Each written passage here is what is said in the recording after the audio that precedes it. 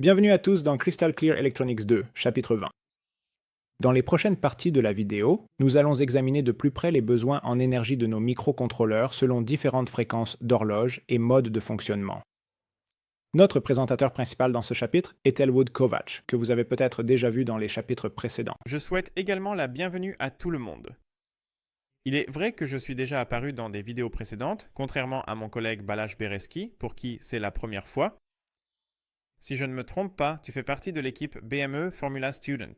Peux-tu nous en dire un peu plus à ce sujet? Oui, je fais effectivement partie de l'équipe BME Formula Racing, qui développe une voiture de course électrique. Mon principal domaine d'intervention est le développement de logiciels embarqués pour l'électronique de contrôle basse tension. Le sujet du chapitre d'aujourd'hui est étroitement lié à cette tâche, puisque mon équipe a également rencontré des problèmes très similaires, comme la chaleur supplémentaire générée par la surchauffe due à la forte consommation d'énergie des microcontrôleurs. Mais ce n'est qu'un exemple parmi tant d'autres. Comme Balázs l'a déjà mentionné, dans ce chapitre, nous allons examiner des techniques, des conseils et des astuces importants pour la gestion de l'énergie dans les microcontrôleurs et, plus généralement, dans les systèmes embarqués. Il existe de nombreuses tâches, que ce soit dans le cadre d'un loisir, d'un projet scolaire ou d'un projet de développement en entreprise, où il est nécessaire de trouver un équilibre entre la puissance de calcul et la consommation d'énergie. Trouver cet équilibre n'est en aucun cas une tâche simple, car de nombreux facteurs différents doivent être pris en compte simultanément pour une application donnée. Par exemple, le microcontrôleur qui exécute le logiciel de dynamique du véhicule de notre voiture fabriquée dans notre atelier doit effectuer des tâches de calcul très lourdes en temps réel. Dans son cas, il est particulièrement difficile de trouver un mode de fonctionnement où il peut encore gérer cette demande de calcul sans se surcharger en termes de consommation d'énergie. De manière générale, la meilleure réponse aux questions soulevées dans ce chapitre est « cela dépend ». Pour chaque tâche, nous devons prendre en compte les priorités de l'application en termes de consommation minimale et de performance de calcul. Ne gaspillons plus d'énergie. Il est temps de commencer notre sujet actuel. Le chapitre a été rédigé par Laszlo Iványi et relu par Adam Sabu.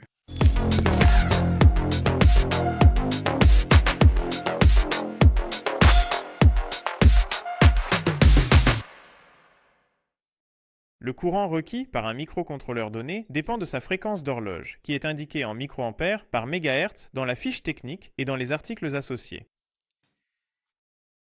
Si nous nous fions uniquement à cette information, nous pouvons influencer la consommation soit par le courant consommé, soit par la fréquence d'horloge. Par exemple, si nous voulons développer une montre, cela ne peut se faire qu'après mûre réflexion.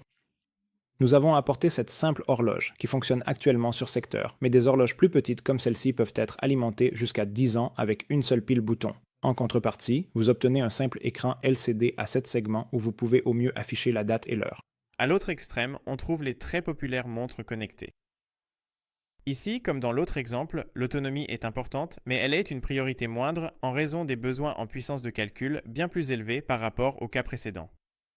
Dans cette application, nous devons par exemple être capables de faire fonctionner un système d'exploitation Android complet avec un écran tactile, un système de menu complexe et de nombreux périphériques supplémentaires. Leur utilisation a un impact important sur l'autonomie de la batterie, donc comme vous l'avez peut-être déjà constaté, les montres connectées doivent parfois être rechargées tous les 2 jours, tandis que les montres plus simples peuvent fonctionner pendant des années sans qu'il soit nécessaire de recharger les piles. Bien sûr, il y a toujours une place pour les 2 solutions, mais dans des segments de marché différents.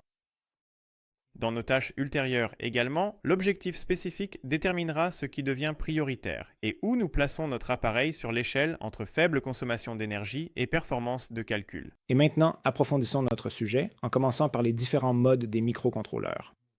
Voyons quelle capacité de gestion de l'énergie intégrée possède notre microcontrôleur STM32F446. Des modes basse consommation sont disponibles, qui sont essentiellement nécessaires car la consommation électrique du contrôleur en mode de fonctionnement normal reste dans la zone des milliampères, même lorsqu'aucune tâche n'est exécutée, seulement l'initialisation de tous les périphériques nécessaires. Ainsi, lorsque le processeur n'a pas besoin de fonctionner, par exemple parce que le système attend un événement, nous pouvons définir différents états de consommation d'énergie. Nous allons les aborder maintenant. Le premier est le mode normal, également appelé mode run. En mode run, le contrôleur fonctionne sans aucune limitation après l'initialisation selon les réglages d'horloge, de broche et de périphériques que nous avons spécifiés. C'est le mode de fonctionnement par défaut Après la mise sous tension, l'appareil démarre dans ce mode, même si un bootloader lance notre application. Dans ce mode, nous pouvons réduire la consommation d'énergie en réglant une fréquence d'horloge plus basse pour le microcontrôleur. Dans ce mode, le microcontrôleur est également capable de détecter toute interruption configurée ou d'utiliser tout périphérique initialisé. Le groupe suivant, plus important, comprend les modes à faible consommation. Les modes basse consommation gèrent l'alimentation des composants du contrôleur de différentes manières. Des régulateurs de tension linéaire, appelés LDO pour Low Dropout Regulators, peuvent être trouvés à l'intérieur du boîtier. Ceux-ci alimentent tous les circuits numériques, à l'exception de ceux sur la ligne de plage de secours. Pour différents modes de fonctionnement, nous pouvons couper l'alimentation des périphériques à partir de cette ligne d'alimentation de 1,2 volts. Dans les prochaines minutes, nous vous présenterons un tableau qui résume les modes basse consommation à l'exception du VBBAT. Nous passerons en revue les options de réveil pour chaque mode ainsi que l'effet sur l'alimentation de 1,2 volts, les sources d'horloge HSI et HSE du contrôleur et les stabilisateurs de tension interne. L'un des modes basse consommation est le mode veille. L'utilisation du mode veille coupe uniquement l'horloge du processeur, mais les périphériques continuent de fonctionner à la fréquence d'horloge prédéfinie. De cette façon, ils restent entièrement fonctionnels et sont capables de générer des interruptions. Depuis cet état, toute interruption configurée fera passer le système en mode normal, ce qui se produira presque instantanément. Le mode suivant est le mode arrêt, qui présente la plus faible consommation d'énergie tout en conservant le contenu des registres et de la SRAM, c'est-à-dire la mémoire vive statique.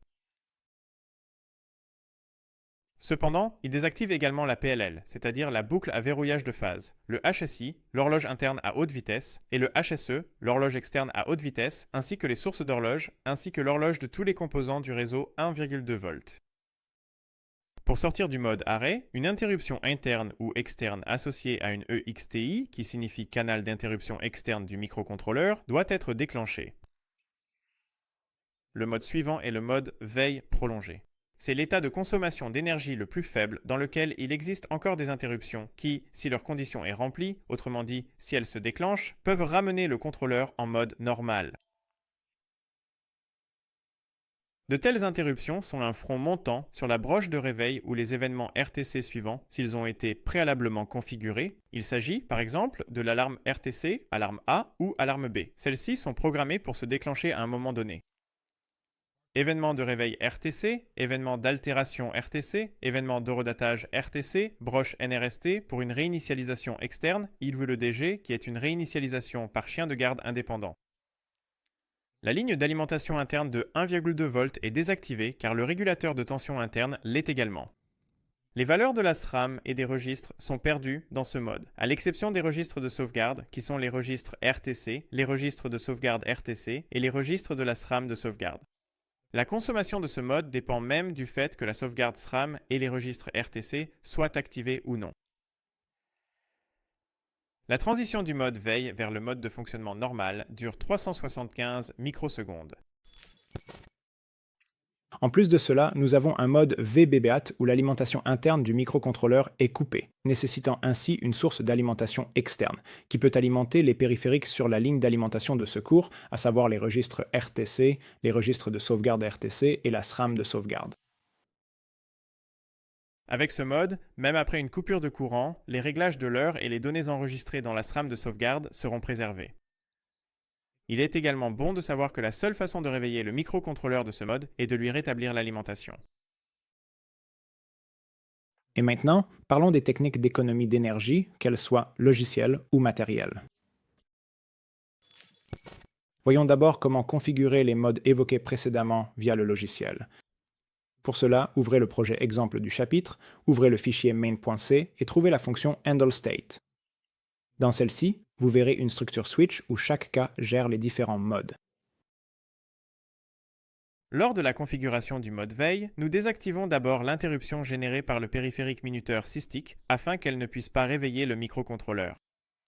Ensuite, nous appelons la fonction HIL Power Enter Sleep Mode, qui prend deux paramètres. Le premier permet de basculer l'alimentation interne en mode basse consommation, et le second sert à spécifier le signal externe qui réveillera le microcontrôleur. Dans ce cas, nous voulons le réveiller par une interruption. Dans le paramètre, nous utilisons l'abréviation WFI qui signifie Wait for Interrupt, attendre une interruption. Enfin, après le réveil, nous réactivons l'interruption cystique. Dans le cas du mode stop, de manière similaire à ce qui précède, nous commençons par suspendre l'interruption cystique avec la fonction shall suspend tick, puis nous entrons en mode stop en appelant shall power enter stop mode. En mode stop, les registres sont effacés, il est donc nécessaire de réinitialiser les paramètres d'horloge après le réveil. Enfin, nous réactivons à nouveau l'interruption cystique. La mise en œuvre du mode veille, standby, est différente des précédentes. Ici, nous mettons en place une minuterie de réveil. Nous commençons par effacer les indicateurs associés au réveil afin de garantir un état de réveil propre. Ensuite, nous programmons une minuterie pour réveiller le microcontrôleur après 5 secondes. Celle-ci possède une base de temps et une valeur de comptage après laquelle le réveil se produit. La base de temps peut être calculée à partir de la division du signal d'horloge RTC, dans ce cas, le signal d'horloge LSI. Nous avons défini une division par 16, donc la base de temps est maintenant de 0,5 millisecondes. À partir de cela, nous pouvons calculer que la minuterie de 5 secondes a une valeur de compteur de 10 000. Si le paramétrage est réussi, le contrôleur entre en mode veille en appelant la fonction HL Power Enter Standby Mode. Il est judicieux d'utiliser les modes d'alimentation de manière dynamique afin d'envoyer l'appareil dans le mode de consommation le plus faible qui réponde aux exigences du flux de travail. De cette façon, nous pouvons maximiser les économies d'énergie. Si nous suivons ce principe et que nous examinons une tranche de temps un peu plus grande, la moyenne des consommations des différents modes peut être calculée ainsi. I moyen est égal à I en fonctionnement multiplié par T en fonctionnement, plus I en veille multiplié par T en veille, plus I en arrêt multiplié par T en arrêt, plus I VBAT multiplié par T VBAT. Ensuite, tout est divisé par le temps de fonctionnement total. Dans cette formule, I en fonctionnement correspond à la consommation d'énergie en mode fonctionnement. T en fonctionnement représente le temps pendant lequel le contrôleur reste en mode fonctionnement.